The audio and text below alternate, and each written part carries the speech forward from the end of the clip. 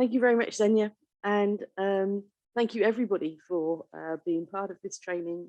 As you know, it was a new subject for us, and we're very excited that there's been so much interaction and so much interest throughout the last few days. So, it is great to be back with you after this intense period.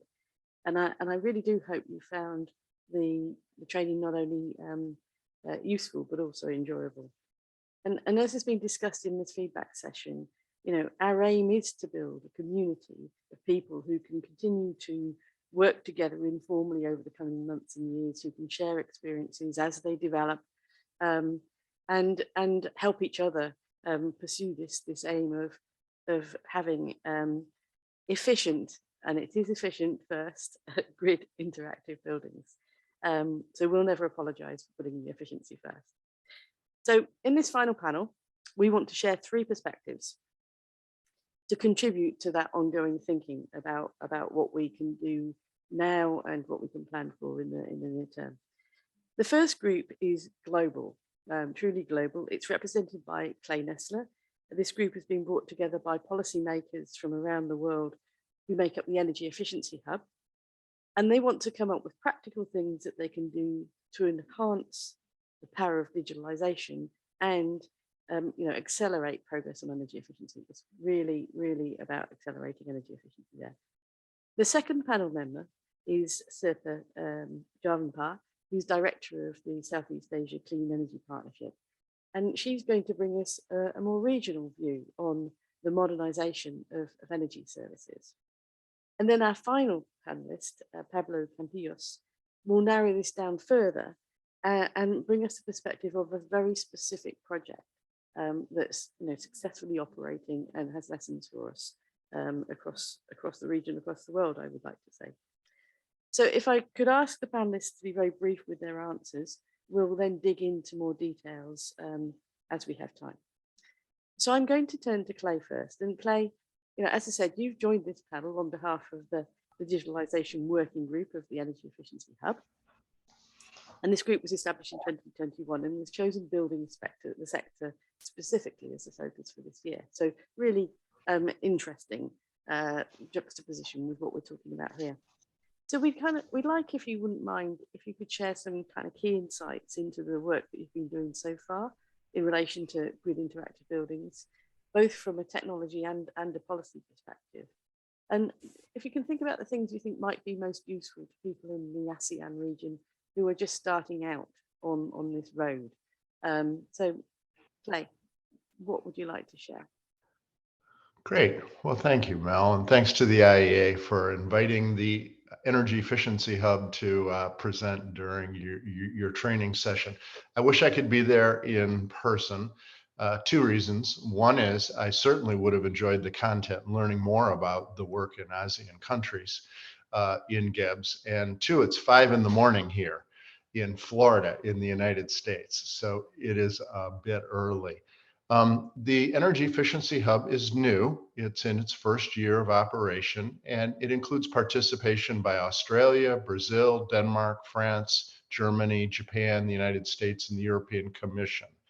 And this year, we are focusing our attention on energy efficiency in buildings, but most importantly to this particular training is a focus on the integration with the grid, as well as the integration of distributed energy resources at a building and site level, such as solar, such as storage, and such as EV charging.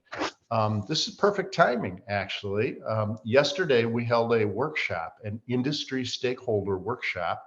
15 large organizations representing building controls manufacturers, including 5 of the largest global manufacturers of building control systems in the world, energy service providers, facility management companies, information technology companies, big names that you probably have in your pocket and use on a daily basis. Real estate developers, as well as utilities. And we've focused on barriers and challenges, as well as opportunities in 2 areas: technology for digitalization of buildings, as well as government policy, programs, and other key enablers.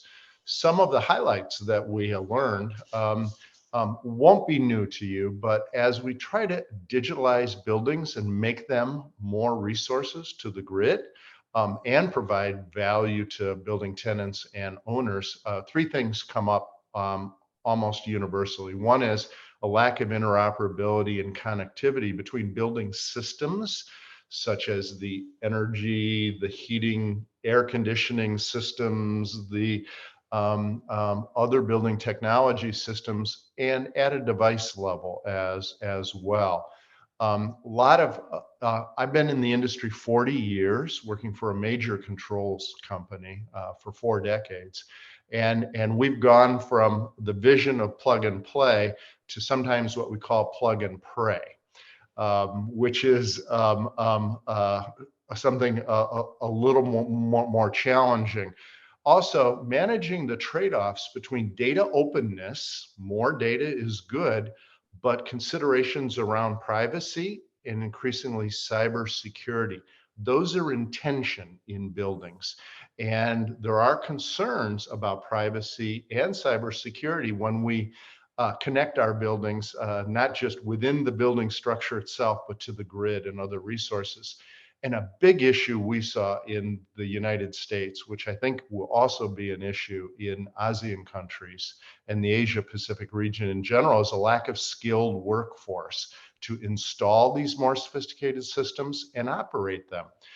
What we find is that the engineering that's required to save energy in buildings is different than the engineering required to reduce demand in building in response to the conditions of the grid. It's almost a new expertise, a new specialization.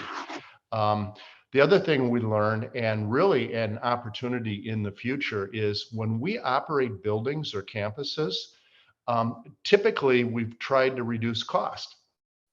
And that's a valid thing to do. So if we have a big thermal storage tank for cooling, we would typically charge it at night when the rates are low, and we'd use it during the day when the energy price is high to save cost. Now, that is not the strategy to maximize the reduction in energy demand to reduce capacity, so I can more easily meet the thermal needs of the building without adding additional equipment. And that is different than reducing energy, where I would want to charge when it's most efficient to operate the systems to store the energy, but it's really different than trying to minimize carbon. And in the United States and around the world, more and more building owners and governments are interested in reducing the carbon emissions. And you use buildings and storage systems completely different to minimize carbon. You would actually store the tank, make ice or chilled water during the day when you're producing excess solar energy, and use it at night, which is the opposite of what you would do to reduce costs. So the complexity of these buildings and systems is increasing as our ambition increases regarding not just making people comfortable, saving money, saving energy, and saving carbon. So some highlights from our early findings. That's a great introduction. Thank you very much, Clay, and really insightful. And it does touch on lots of the things that the groups have talked about already, but really, really good to see that happening in practice.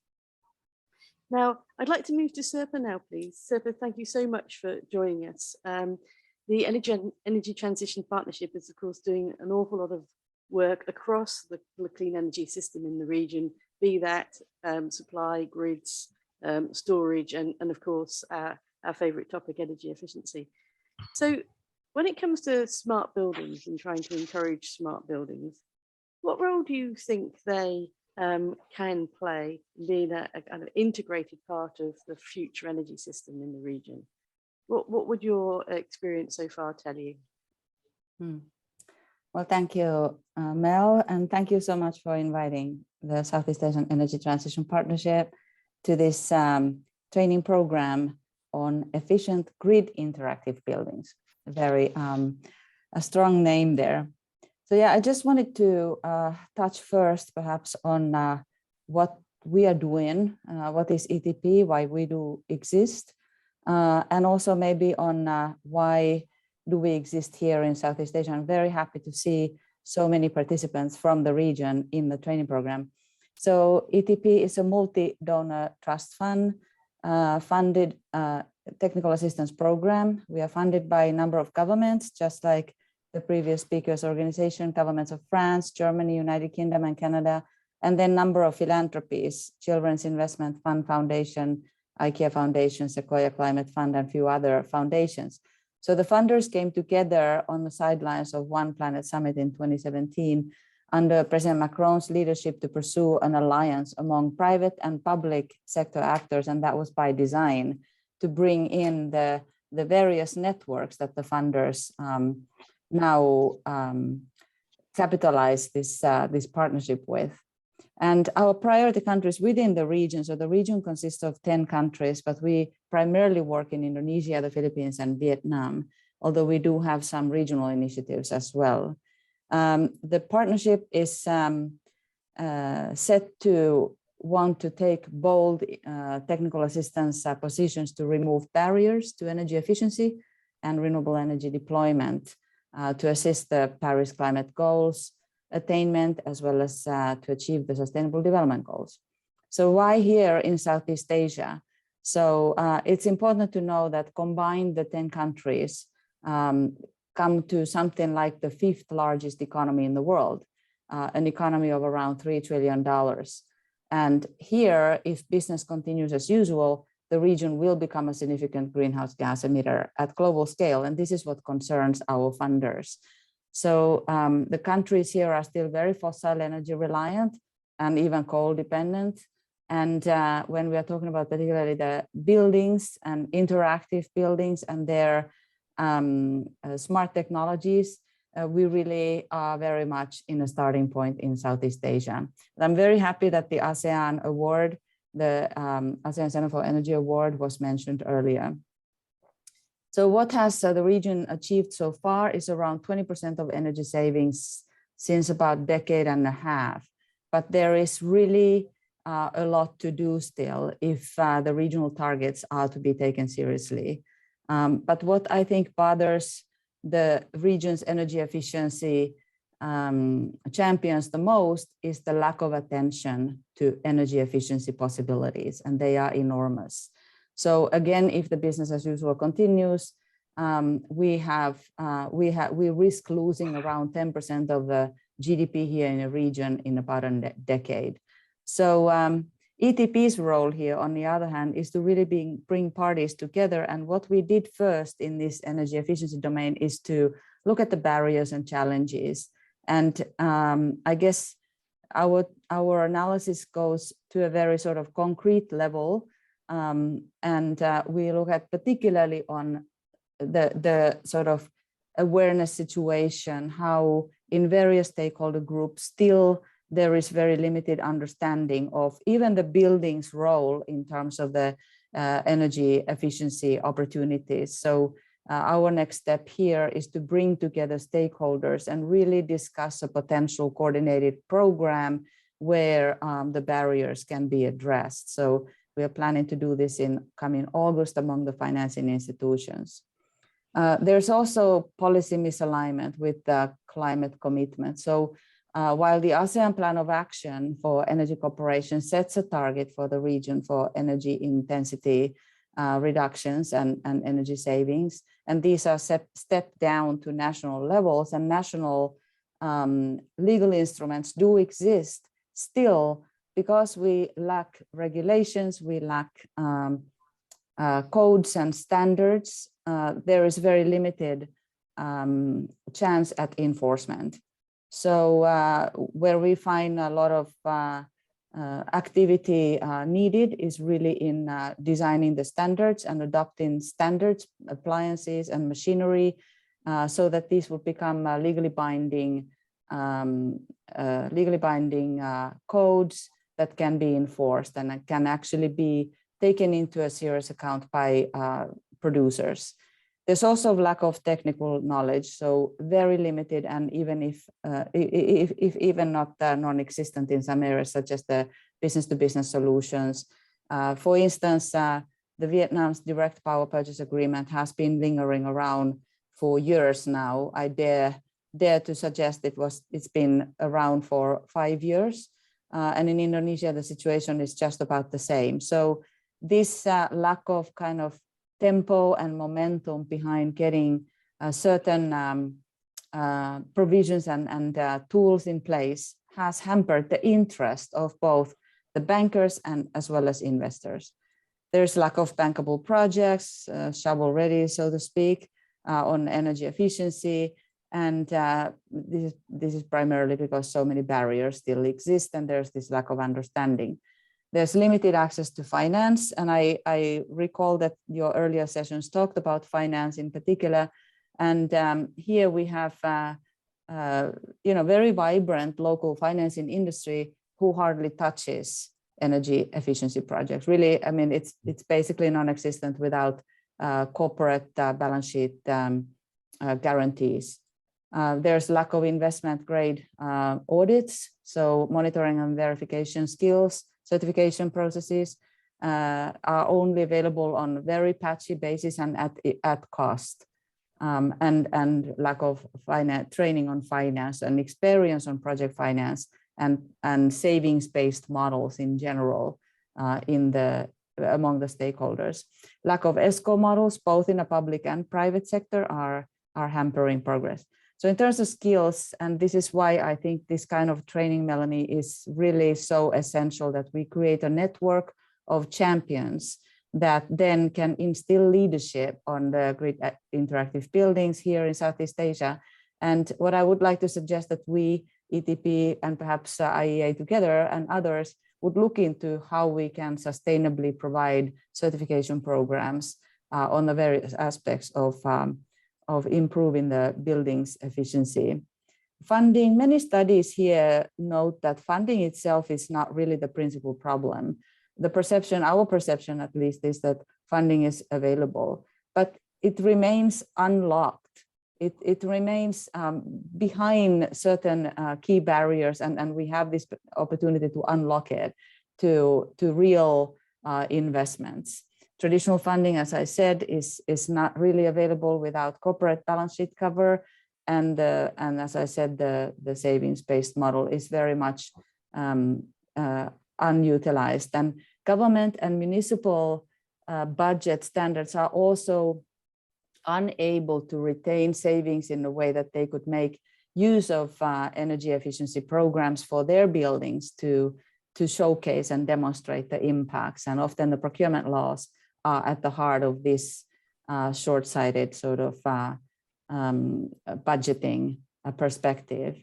So financial institutions, guarantee agencies, government agencies, training is needed. And I think one point that I would like to still make is stronger ESG standards, so environmental, social, and governance standards that would then step by step improve, or let's say change, the vision of the financing industry here in the region to move away from the fossil fuel funding and other sort of much more greenhouse gas footprinted type portfolios toward cleaner portfolios. Mel, thank you so much for having me here.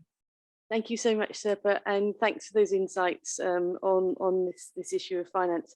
I'm completely with you in that everybody talks about finance being the barrier, but everybody also tells us, the banks will tell us, they're so willing to fund more energy efficiency if only they could find the right routes to provide that funding. So I really like your ideas, and very, very happy to work with you on how we can take some of those forward. And I'm sure there are others around the table who would be equally keen to join that thinking. So we've gone global. We've had a bit of a think about what's going on in the region. Now we're going to go to a very specific, very concrete project. And Pablo, I'd like to turn to you for you to describe to everybody EnergyWeb. Of course, you're a very important partner of EnergyWeb. It's one of the most advanced projects in the world on the management of distributed energy resources. And so could you tell us a bit more about this, and what part grid interactive buildings do play and can play more fully in the future. So Pablo, your thoughts, please. Thank you, Mel. I appreciate the opportunity to speak to the group and to the world really tonight. My time, it's 5 o'clock in Clay's time. It's around about 7:30 p.m. My time here in Melbourne, Australia. Firstly, let me give you some introduction to Energy Web for those of you who are unaware of who we are and what it is we do. Energy Web is pretty much still, I would call it, in the midst of a startup mode, you could call it, although we have been going for approximately the last 5 or 6 years. We were spun out of the Rocky Mountain Institute in its early days, when it was looking at various new technologies, digital technologies, and blockchain in particular. And we are a non-profit with HQ out of Switzerland, but we are entirely devoted and are mission driven around speeding the decarbonisation effort of the globe.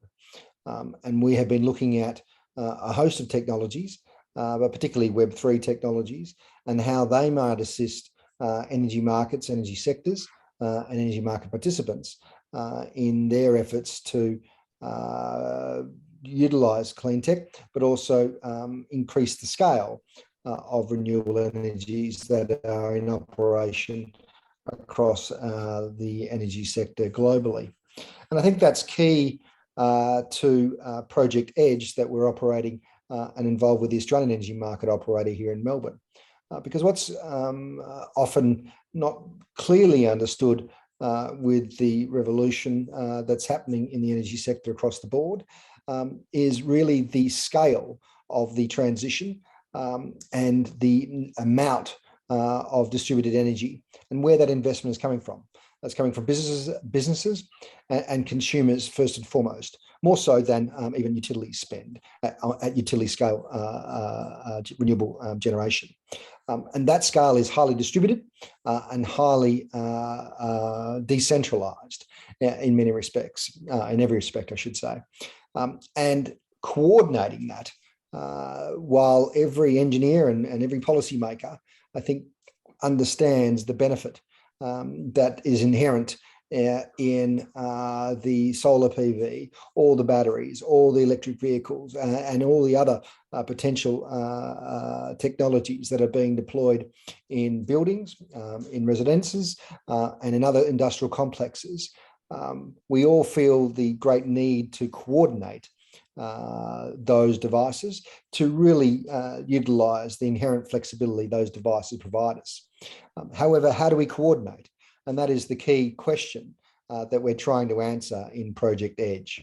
Project Edge, EDGE standing for Energy Demand and Generation Exchange, is a trial that the energy market operator here in Australia has designed to construct an exchange between a key utility called AusNet here and various aggregators. So these are market participants that currently provide services to the Australian electricity market in a wholesale way, providing services using their customers' PV systems or battery systems for that matter, and provide those services directly to the utility in a way that can help them balance and also maintain the stability of their physical network. A key development here in Australia that we have seen and one forecast is that when we look at our projections for renewable energy deployment and renewable device deployment over the course of the coming decades, certainly through to 2040 and 2050, current projections suggest that around 40% of our generation will be sitting on our distribution networks, where currently these days it's negligible. There's a small amount of generation only for black start processes, etc. But otherwise, what is key has been large-scale utility fossil fuel generation coming down large transmission lines. And so the distribution networks have been really transport networks only, without any key considerations around the capacity they need to have to support the sheer quantum and scale of the distributed energy resources that are now being deployed on their networks and being plugged into various homes and businesses across their networks themselves. 40% of distribution, 40% I should say, of generation across distribution networks would mean that the entire national electricity market across the east coast of Western Australia, which equates to something like a 36 gigawatt, 38 gigawatt peak system, would be able to be supported at times by resources just solely sitting on the distribution network in Australia. That's unheard of and certainly blows everyone's mind when they consider the scale of that. So Project Edge is looking at how can we harness these resources to enable the flexibility that we know is inherent within them. Because what is not a great tradition, and certainly what is not custom in terms of our skill set at the moment, and the previous speakers talked about new skills needing to be learned, is our distribution networks procuring services from these distributed energy resources and those who control them, whether that be aggregators or the building owners that necessarily directly deployed them in their buildings. The distribution networks aren't clear necessarily on the services that they wish to have. They recognise there are some demand reduction services. They recognise there are voltage management services, but where in their network do they wish those services to be procured from? And how will those services be procured depending on where in the network they necessarily need them? And each network has a different hierarchy. Each network has a different network model around their distribution network. So each network is going to play it a little bit differently as well. So what we've been keenly exploring in Project Edge is, firstly, the exchange, helping the distribution networks work through what are their key service needs, defining them in a way so that aggregators, building owners, commercial and private operators of the DER sitting in their networks are able to understand what the services necessarily are and what the value of the services are to the network, so that they can actually bid their portfolio, their fleets of DER to the network based on what the particular service need might necessarily be. So a real challenge has been around defining the service, but defining in a way that is understandable so that we can work across the market and not have aggregators work from one network to another and having completely misunderstand or not completely understand the next set of services that each network might necessarily define. We all know utilities are slightly different, and we all know those networks are, but we need to have a common terminology and language around services being defined by distribution networks so that those who can provide fleets of support from DER are able to provide those services regardless of which physical network they are necessarily providing it to, because that flips all over the place. The other aspect that we are looking at, and one key aspect around Energy Web's technologies we look at, is providing unique and digital identifiers to each device. Clearly, one thing we have in the context of our market, and that may be different in other parts of the globe, but I think all utilities are looking at this in a particular way in regards to asset management, for example, is what devices exist, what are they that are out there, and what's my registry of those particular devices, so at least I can understand what fleet I can call on or ask for submissions of bids for pricing particular services that I might necessarily need. Every utility, and certainly here in Australia, we have around 13 to 14 different distribution networks connected to the main grid, have their own unique way of which they're identifying their assets. And we are trying to coordinate those in a way where we're looking to provide a decentralized and digital identifier for each device and organization so that we can maintain a single registry, a single, let's say, chain of truth of registering all devices that may be deployed and installed across buildings and across houses and across industrial complexes, so that we don't have certainly we avoid having a market with a particular set of information and each individual distribution network with another different set of information, and then every individual aggregator or market participant, depending on their fleet and what they manage, another different set of information. When we're talking about millions of devices, that is a lot of devices that can go wrong, certainly if we're not talking about the same set of devices. So having a single source of truth, a single registry that can be added to and scale very quickly is a key aspect of what we're trying to do here in Project Edge.